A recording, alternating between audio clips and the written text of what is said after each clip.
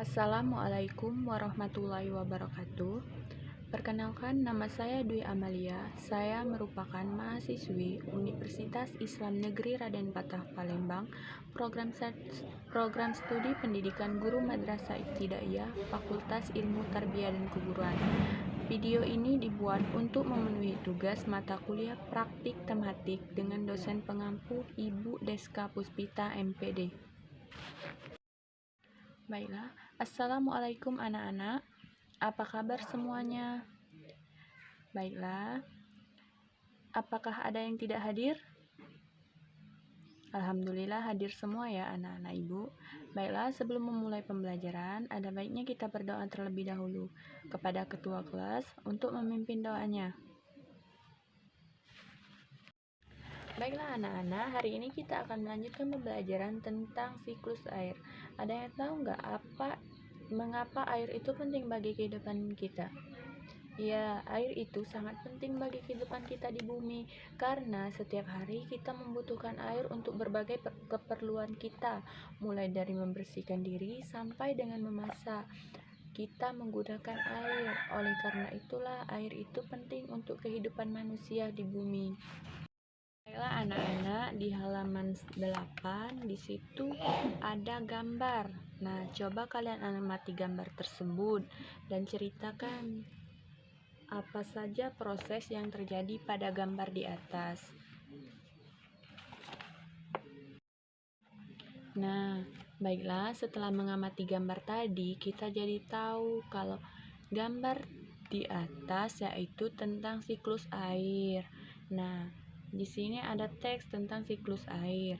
Nah, baik, Ibu akan membacakan teks tersebut dan kalian menyimak. Siklus air. Manusia selalu membutuhkan air dalam kehidupan sehari-hari. Nah, kegunaan air antara lain untuk keperluan rumah tangga, pertanian, industri, dan untuk pembangkit listrik.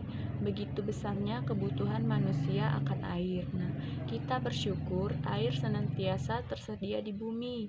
Oleh karena itu, manusia seharusnya senantiasa bersyukur kepada Tuhan pencipta alam. Nah, jadi air itu sangat penting untuk kebutuhan kita.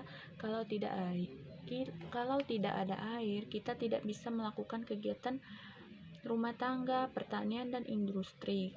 Oleh karena itulah air sangat dibutuhkan dalam kehidupan di bumi. Nah, mengapa air selalu tersedia di bumi? Karena air selalu tersedia di bumi karena air itu mengalami siklus. Nah, siklus air itu merupakan sirkulasi atau perputaran air secara terus-menerus dari bumi ke atmosfer, lalu kembali ke bumi. Siklus air ini terjadi melalui proses penguapan, pengendapan, dan pengembunan. Nah, kalian perhatikan gambar ini ya. Ini tentang siklus air. Nah, air di laut, sungai, dan danau menguap akibat panas dari sinar matahari. Nah, proses penguapan ini disebut dengan evaporasi. Nah, tumbuhan juga mengeluarkan uap air ke udara. Uap air dari permukaan bumi naik dan berkumpul di udara. Lama-kelamaan, udara tidak dapat lagi menampung uap air atau jenuh. Proses ini disebut dengan presipitasi atau pengendapan. Ketika suhu udara turun, uap air akan berubah menjadi titik-titik air. Nah, titik-titik air ini akan membentuk awan. Proses ini disebut dengan kondensasi atau pengembunan. Nah, titik-titik air di awan selanjutnya akan turun menjadi hujan. Air hujan akan turun di darat maupun di laut. Nah, air hujan ini akan jatuh ke tanah atau perairan. Air hujan yang jatuh di tanah akan meresap menjadi air tanah. Selanjutnya, air tanah akan keluar menjadi sumur. Air tanah juga akan merembes ke danau atau sungai. Air hujan yang jatuh ke perairan, misalnya sungai atau danau, akan menambah jumlah air di tempat tersebut. Selanjutnya, air sungai akan mengalir ke laut, namun sebagian air di sungai dapat menguap kembali. Air sungai yang menguap membentuk awan bersama dengan uap air laut dan tumbuhan. Proses siklus air pun terulang lagi. Baiklah, setelah menyimak tentang teks siklus air tadi, ada yang ingin ditanyakan? Ya, silakan. Baiklah, Ibu akan menjawab pertanyaannya. Yang pertanyaannya, mengapa air selalu tersedia di bumi? Tadi sudah Ibu sebutkan kalau air selalu tersedia di bumi karena air itu mengalami siklus. Nah, siklus air merupakan sirkulasi atau perputaran air secara terus-menerus dari bumi ke atmosfer, lalu kembali lagi ke bumi. Nah, siklus air ini terjadi melalui proses penguapan, pengendapan, dan pengembunan. Nah, oleh karena itulah air itu selalu tersedia di bumi. Baiklah anak-anak, apakah masih ada yang ingin dipertanyakan dari teks bacaan Ibu tadi? Baiklah, kalau tidak ada, Ibu akan menyimpulkan pembelajaran kita pada hari ini, yaitu tentang air. Air itu sangat diperlukan bagi keberlangsungan hidup di bumi. Semua makhluk hidup yang ada di bumi membutuhkan air, yaitu banyak cara dilakukan untuk memenuhi kebutuhan akan air.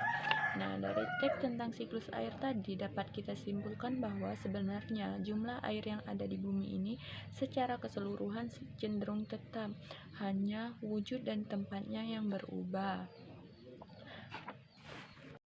Baiklah, sebelum kita mengakhiri pembelajaran, di sini Ibu akan memberikan tugas kalian untuk dikerjakan di rumah, yaitu tentang siklus air tadi.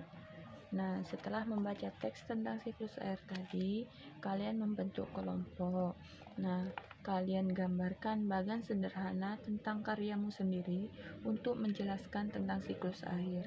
Nah, tambahkan kalimat-kalimat untuk menjelaskan proses siklus air tersebut. Nah, kemudian minggu depan kalian presentasikan hasil diskusi kelompok kamu di depan kelompok lain dan gurumu.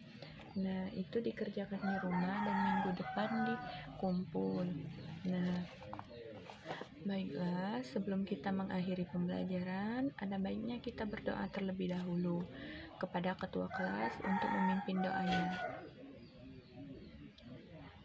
Baiklah, pembelajaran hari ini Ibu akhiri dengan wassalamualaikum warahmatullahi wabarakatuh. Sampai bertemu minggu depan dengan tugasmu yang akan kita presentasikan.